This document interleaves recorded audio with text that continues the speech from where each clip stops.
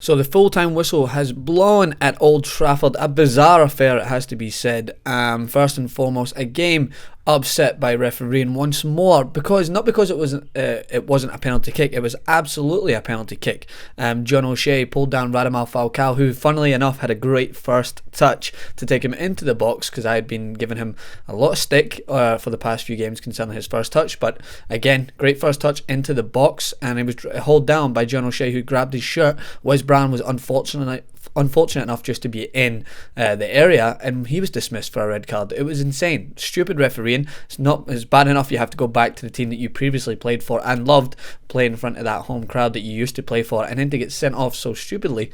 It must have been really frustrating for Wes Brown. But nonetheless, a great first touch from Falcao, and Wayne Rooney would convert the penalty kick into the back of it, and Falcao would be taken off after he showed somewhat of confidence, somewhat signs of confidence, it has to be said. Van Gaal not afraid to make decisions. I may give him a lot of stick for his tactics and the way he lines up his team, but he is absolutely not scared of players and their egos and the way they perform. He will make a decision based on that performance and that performance alone. Hence, Di Maria taken off at half-time, 45 minutes gone, wasn't playing very well, come off. Januzaj come on, who I think lacks that final product. I think he's good at taking players on and he creates space, but his final product needs to be better. It reminds me a lot of the old Cristiano Ronaldo when he first came to Old Trafford.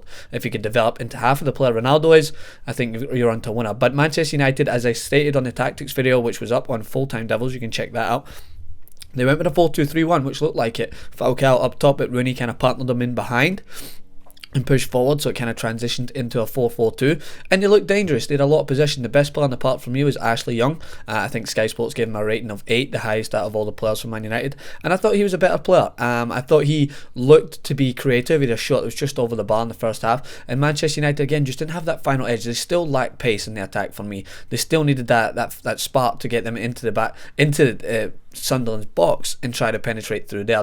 They still were far too slow to build up their play. But after Rooney's penalty kick, and Sunderland obviously with 10 men, they started to control the game. Again, getting in great spaces, but it should have been 3 or 4. They had tons of opportunities to try and at least take a shot at goal or create a nice intricate movement, but they were trying to be too cute sometimes. And Herrera, we know he can thread the ball through the eye of a needle, but he doesn't have to do it too often. But again, I still think positive signs from him. He's a good player. And then a shot would be taken on goal by Januzaj, spilled out, and Wayne Rooney up there on his own.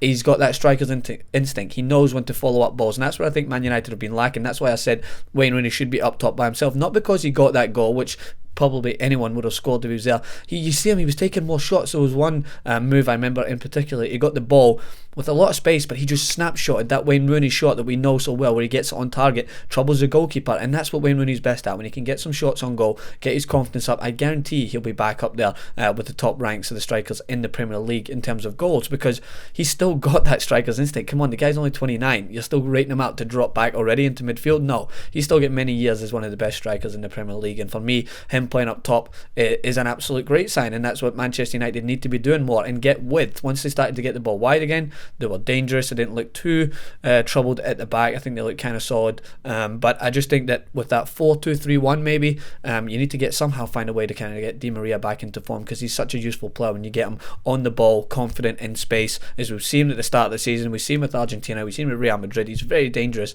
but at the moment I don't know what's going wrong, if he's just not fitting into Van Gaal's plans. I want to go back to the decision again. Falcao for Fellaini, a little bit strange, but Fellaini is more dangerous when you get him away from his own half, because he gives up the ball a lot. To be said for he's kind of lazy in his touch, but when you get him up in the final third, he's dangerous. You've seen him, he was getting in around the box. He is useful in those areas, but I liked to see Herrera, Blind and Mata finally come on towards the end, and you see him linking up, and I think it could definitely be promising with that formation. I said 4-2-3-1, Herrera, Blind, Mata maybe, and then if you've got Di Maria in form or whoever else comes in. I was impressed with Valencia as well, who's playing right back. He was good at getting forward, always overlapping, can be caught out if teams are better, and will actually expose that weakness, but at the moment it looked good. I just think they need that killer edge. They need that killer instinct in the box at times, and Wayne Rooney, I think, will provide that. But let's not forget to head over to our partners at Full-Time Devils to see what the Manchester United fans thought after this victory over Sunderland. Guys, what was going on over there? I'm outside Old Trafford. United won 2-0 against Sunderland. 10 men Sunderland. Wes Brown got sent off. It was John O'Shea, for God's sake. Anyway, Chris, what do you make of it? First half was the same as most of this season, to be honest, wasn't it, really? Second half was a complete bloody hell, what happened? Januzaj came on for Di Maria. Januzaj was my man of the match today. He had a bit of something about him. He had something we've not seen for most of this season. The only thing he's missing is that final ball again, which, where is it? What has happened to Angel Di Maria? Because when he joined us, he was fantastic flying out the black, scoring goals, and now he seems to have lost that confidence that he had.